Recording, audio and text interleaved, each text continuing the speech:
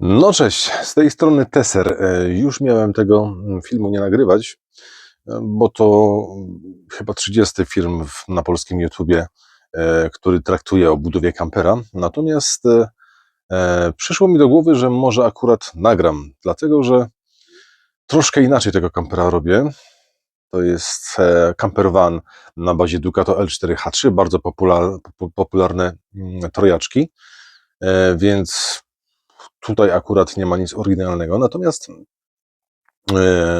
troszkę robię inaczej ocieplenie niż ogół, a troszkę inaczej konstrukcję i troszkę inaczej dlatego, że oprócz tego, że kamper ma służyć do podróży, to jeszcze ma służyć jako mobilne biuro i wygodne miejsce pracy, więc jest to kamper, jest to pojazd kempingowy zarejestrowany na 3 osoby, więc już troszkę inaczej będzie to wyglądało jako siedzenia z tyłu, bo zamiast 2 ławy dwuosobowej będzie tylko jeden wygodny fotel kapitański. Tak jak powiedziałem, jest to Ducato L4H3, jest to rok 2013. Do góry założyłem light bar 80W. Z zewnątrz tak naprawdę na razie niczym się nie różni od standardowego busa. Jeszcze jest roleta i jest oświetlenie. Sprawa nadkoli, jeszcze 2 słowa o nadkolach. Nadkola w samochodzie, w busie, który był wykorzystywany do przewozu opon. Chłopaki tam rzucali na pakę opony, bardzo mocno powgniatali te nadkole wewnętrzne. Ja oczywiście powyciągałem tyle, ile się dało. Na nadkole nałożyłem matę bitumiczną i ta mata z bitumu została, już pokazuję czym, takim wałeczkiem wgnieciona, dobrze przyklejona po to, żeby po prostu dobrze dolegała do struktury tego pogniecionego nadkola, uszkodzonego w sumie można powiedzieć.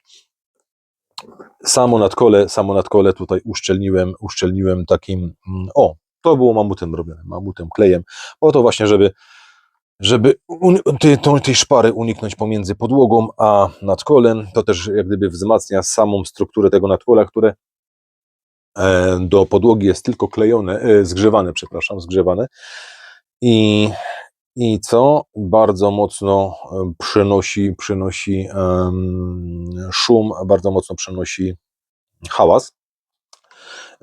Wrzucając ten klej, ten hałas jest po prostu troszkę zniwelowany już na tym etapie. Dodatkowo na tym jeszcze matę kauczukową w celu wyciszenia, wygłuszenia akustycznego tego i ocieplenia też będzie klejona. To nam daje to, że znowu gdzieś tam parę procent ciszej w tym kamperze będzie podczas jazdy.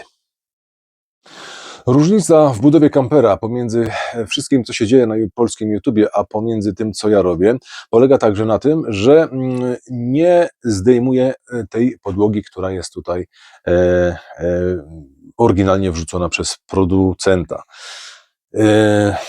Ja wiem, że zdejmowanie tej podłogi, a też powoduje to, że mogę ocieplić. Ja nie chcę ocieplać podłogi.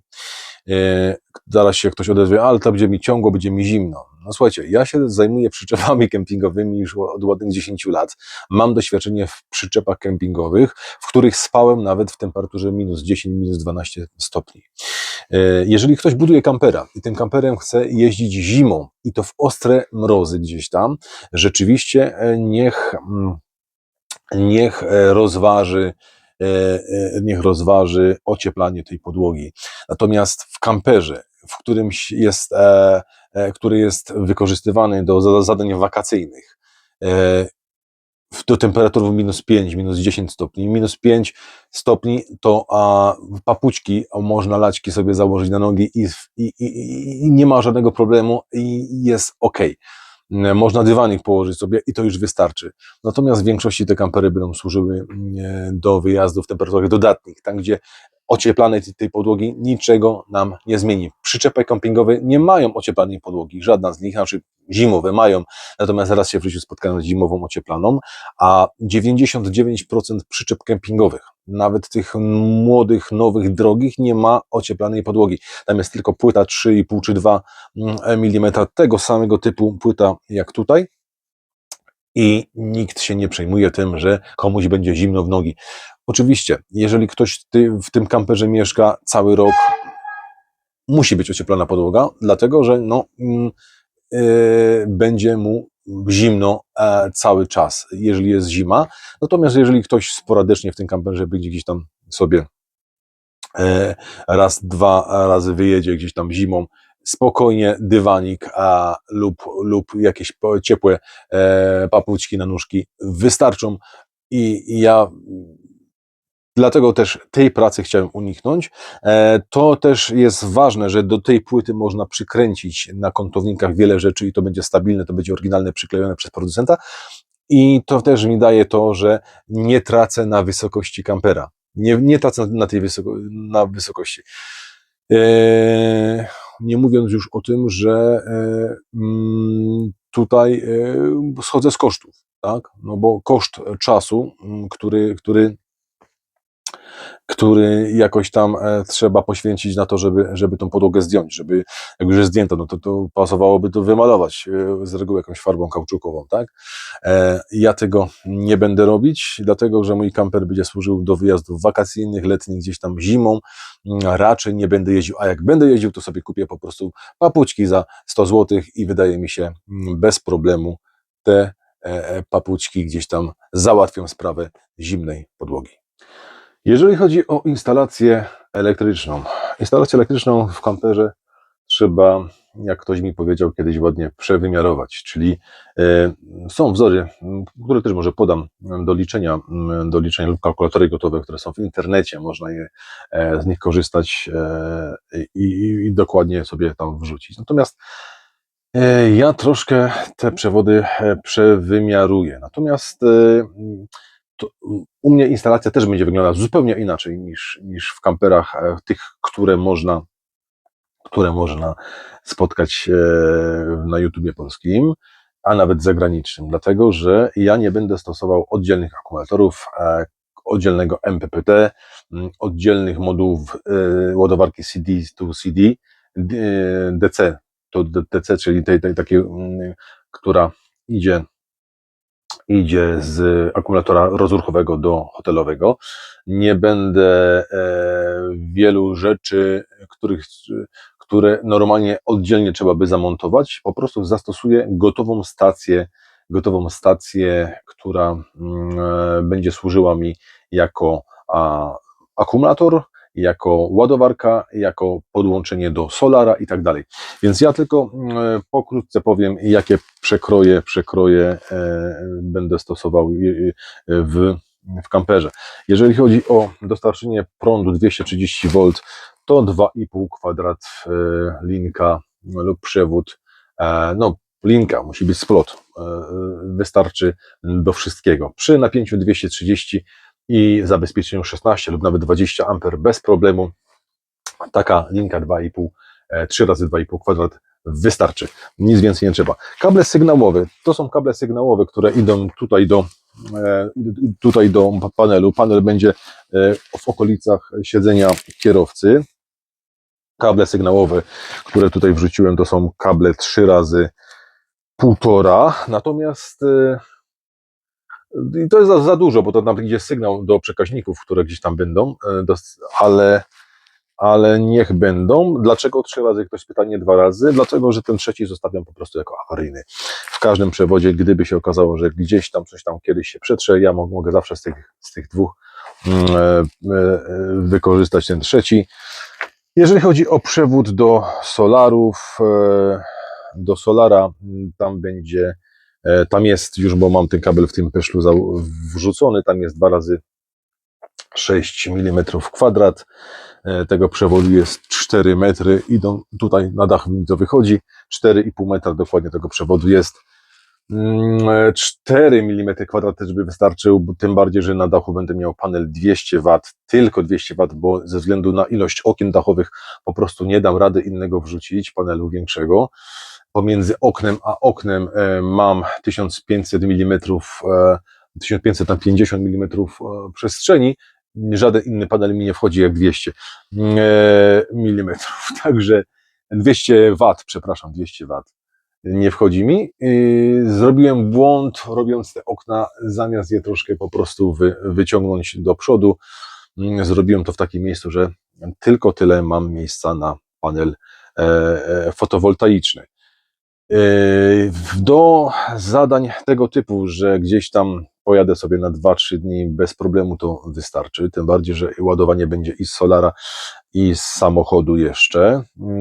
Od czasu do czasu będzie można sobie gdzieś tam w dłuższej podróży podjechać na kemping, podłączyć się do słupka, doładować akumulatory hotelowe. Planuję mieć 300 amperogodzin w LiFo po 4, oczywiście w tych stacjach oczywiście są już te LiFo po 4. Taka stacja kosztuje 6,5 tysiąca, tam jest wszystkie moduły, które są potrzebne, a zimą tą stację można wyciągnąć sobie i zasilać z tego dom na przykład, tak? Także to też jest fajne, że zimą można tą stację zdemontować z samochodu, to trwa dokładnie minutę, porozpinać kable i w domu można korzystać z tej stacji tak samo po prostu jak w kamperze. Co jeszcze?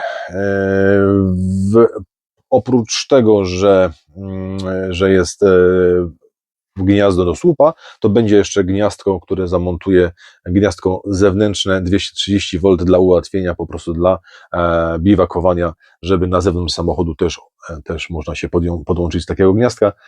I to tylko tyle na ten moment.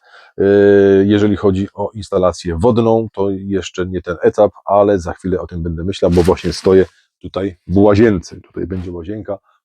Do tego miejsca odtąd będzie łazienka. Ale to jest przede mną jeszcze kawałek pracy, które muszę przemyśleć, włożyć. No, tutaj do góry mam pod łazienkę zrobione wzmocnienia. To jest właśnie zrobione po to, żeby tutaj zamontować tą kabinę i przykręcić trwale do sufitu. Parę słów jeszcze na temat materiałów. Bardzo często, a nie wiem czy nie zawsze, do budowy kamperów używane są kleje. Kleje najczęściej w Polsce wykorzystywane to jest klej Mamut. Bardzo dobry klej, który zostawia strukturę taką gumową, elastyczną. Natomiast ja znalazłem coś, co jest lepsze od Mamuta. Lepsze i tańsze. Nie chcę reklamować, bo nikt mi za to nie płaci, natomiast jest taki klej, Allfix się nazywa, Flexi, nazywajmy go klejem Flexi i to jest klej, który w konsystencji zaschniętej jest dokładnie taki jak Mamut, czyli ma tą samą taką elastyczną strukturę, natomiast w konsystencji tej takiej płynnej, w momencie wyprowadzania z tuby jest bardziej płynny, czyli jest tak bardziej rzadki. Próbowałem robić ćwiczenia, szkoda, że wyrzuciłem te kawałki, bo kawałek przykleiłem na Mamucie, już mówię, kawałek takiej 2x4 kantówki, do tej kantówki przykleiłem kawałek tego panelu winylowego. Przepraszam, bo się zamyśliłem. Panelu winylowego i ten panel winylowy po naklejeniu wrzuciłem do wody. Ponad miesiąc w tej wodzie to leżało i był Mamut i był Allfix. I po miesiącu przy lekkim pociągnięciu Mamut puścił. Więc wiadomo, struktura tego w wodzie drewna, no to już się zaczęło rozkładać. Natomiast struktura sklejona Allfix-olem czy Allfixem nie puściła. Była nadal mocno trzymała do tego stopnia, że nie można było tego rozerwać.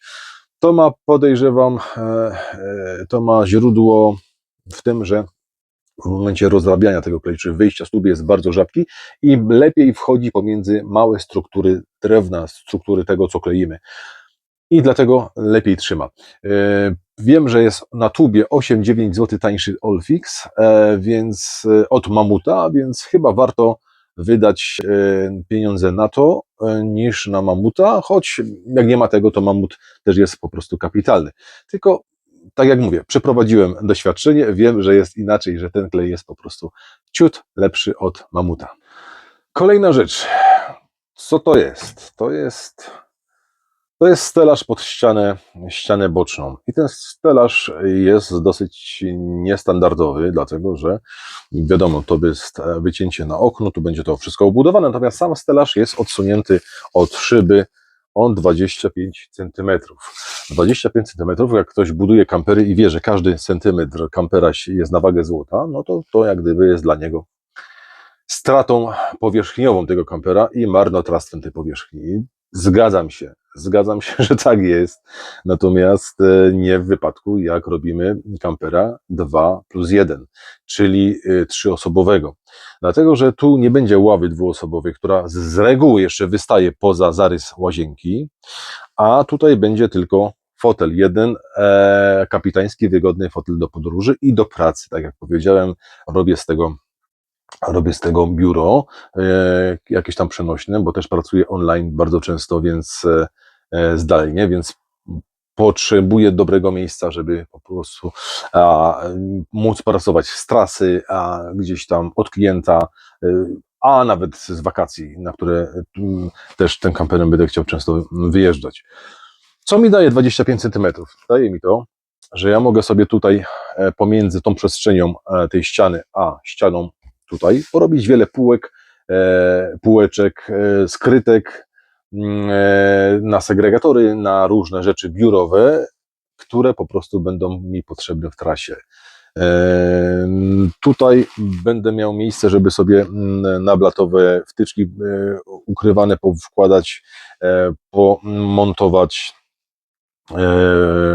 wtyczki, gniazdka nablatowe, przepraszam, nie wtyczki, żeby sobie pomontować różnego rodzaju cup holdery, żeby sobie skrytki na jakieś przybory biurowe, po to, żeby tutaj, siedząc na tym fotelu, móc bardzo wygodnie i komfortowo pracować. Jeżeli ktoś się zna na budowie kamperów, to wie doskonale, że no, jak są ściany zrobione z lekkiego tworzywa, jakiegoś tam materiału, no to potem później jest kłopot, jak te szafki wszystkie przykręcić po prostu do tych zaszczałów, jak trafić w te zaszczały, akurat te 2x4, które są dosyć wąskie, żeby te szafki umocować po prostu stabilnie i bezpiecznie, dlatego że ta szafka po prostu nie da rady się utrzymać przy hamowaniu większym lub uderzeniu, nie daj Boże, żeby była przykręcona po prostu do ścianki, która nie jest stabilna. Więc rozwiązają to w ten sposób, że kawałki sklejek przykręciłem i to są kawałki pomiędzy zastrzały takie, to są sklejki kręcone od tyłu stabilnie, oprócz tego są na kleju. Ta sama sytuacja jest do góry, klej plus kątowniki. Wytrzymałość sprawdziłem wieszając się na tym, musicie mi wierzyć na słowo, bo już teraz jest to ocieplone, nie mam dostępu, żeby tam paluchy, nie ma przy zawieszeniu moich 100 kg, nawet to nie drgnęło. Mam nadzieję, że to po prostu wytrzyma największe obciążenia, które na pewno wcześniej lub później w trakcie podróży się zdarzą. Tutaj oprócz kleju do góry zastosowałem kątowniki, które są kręcone blachowkrętami do blachy. Tu do góry oczywiście na zwykłe wkręty do drewna i z tyłu tych ściennych, pionowych sklejek jest włożona kolejna sklejka przykręcona tym i tym i tym. Oprócz tego nakleju, tu dokładamy tą sklejkę znowu nakleju i plus po 3 wkręty grube. Nie powinno się to ruszyć, a czy na pewno się to nie ruszy, bo to jest po prostu bardzo, bardzo stabilne. Jeżeli ktokolwiek z Was robi kampera, naprawdę zwracajcie uwagę na to, w jaki sposób mocujemy cokolwiek w kamperze. Szafki obciążone różnymi szpejami, które tam wkładamy sobie do podróży, to jest po prostu balast, który zachowuje się w ten sposób, że w momencie zahamowania, w momencie uderzenia kilkukrotnie więcej waży w sile zrywającej niż jak jest to w trakcie postoju. Niesamowite obciążenia, to musi wytrzymać. Sam widziałem i to można sobie na YouTubie zobaczyć crash testy kamperów, oryginalnych kamperów, w których i tak coś się urwie i poleci w kierunku przodu, w kierunku podróżujących. To jest niebezpieczne, dlatego że, jeszcze raz powtarzam, kawałek, który się oderwie, nawet jeżeli się nie oderwie, a jest coś, leży sobie na łóżeczku z tyłu, laptop, cokolwiek, telefon nawet, w momencie uderzenia z tego laptopa, z tego telefonu robi się pocisk. I jeżeli trafi podróżującego, no to są niestety przykre skutki. Większość ludzi, którzy sobie sami dla siebie robią kampera lub tam na zlecenie, robi to w ten sposób, że w konstrukcji Ducato L4H3 przykręcają belki, jedną tutaj, drewnianą, drugą tutaj i do tych belek dopiero przykręcają wymierzone już, wycięte elementy sklejki. I ta sklejka jest elementem wymagająca sporej obróbki, czyli trzeba ją pociąć, trzeba ją przymierzyć, uciąć. To się wiąże z wnoszeniem dużego gabarytu i wynoszeniem z kampera cały czas. Ja tego kampera robię sam, więc rozwiązałem to troszkę inaczej. Nie chcę stosować na ściany sklejki. Po pierwsze, bo jest ciężka.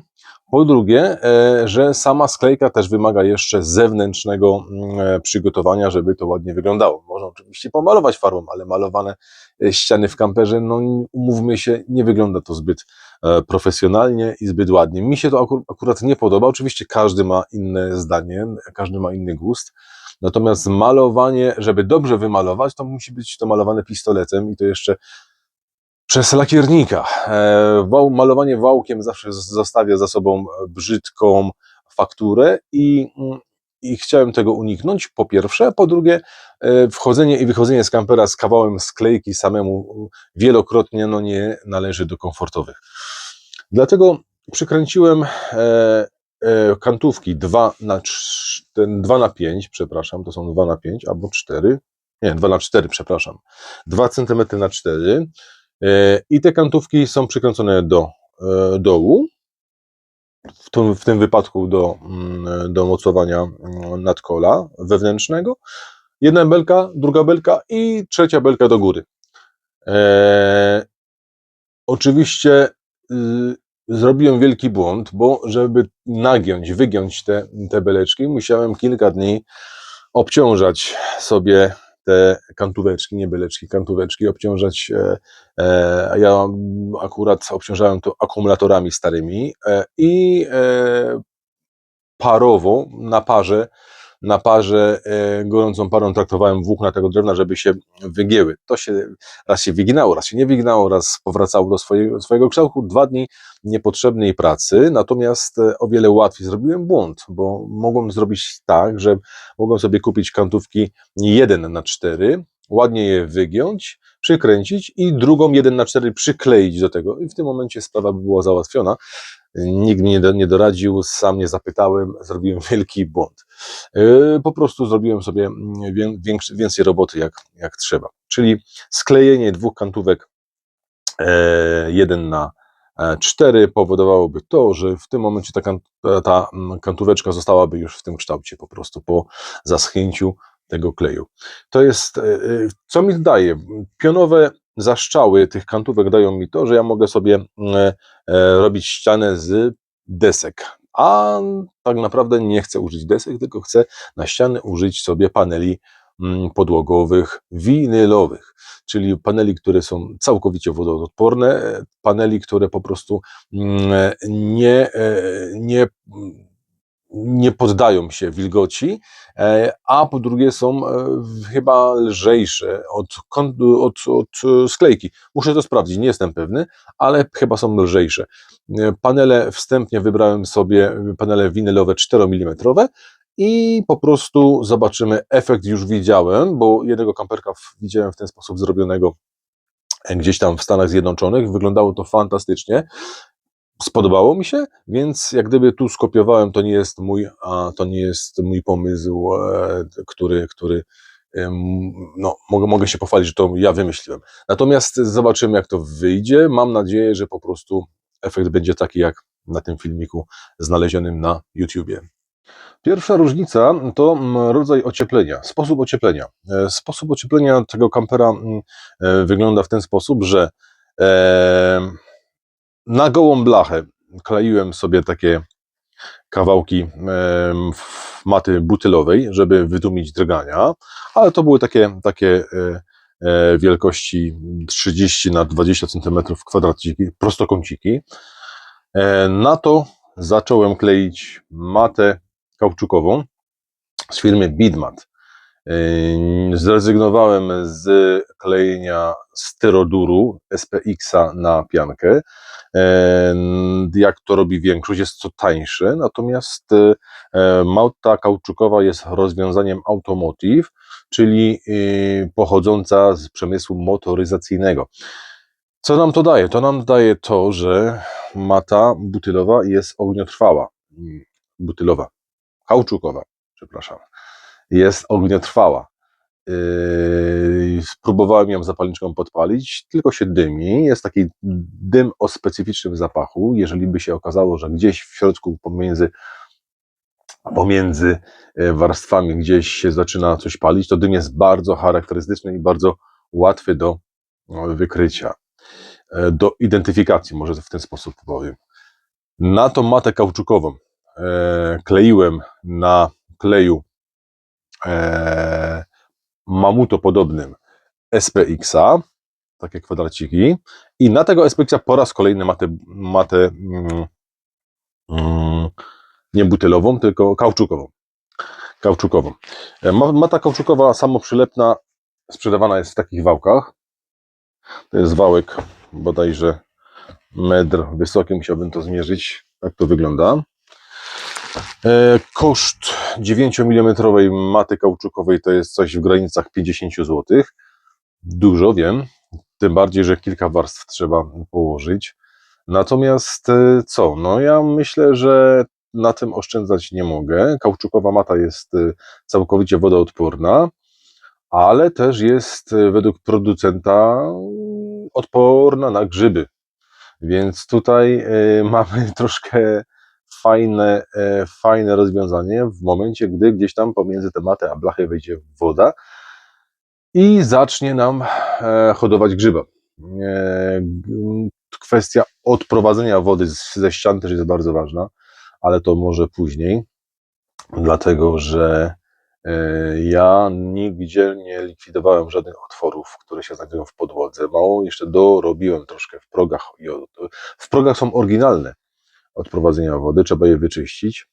Natomiast pod spodem jeszcze mam kilka otworów, na przykład pomocowania na pasy transportowe, i tutaj nie likwidowałem tego, tylko zostawiłem to po to, żeby właśnie ewentualnie jak kiedyś się woda pojawi w kamperze, a się pojawi, bo to jest kwestia tylko czasu, aż coś się rozleje, coś puści, popłynie, no to żeby ta woda miała gdzie sobie tam znaleźć swoje ujście. I tak jeszcze na koniec, no, w moim przypadku budowa kampera tego takiego przez siebie, tymi ręcami, nie wiem, czy to nie jest syndrom akurat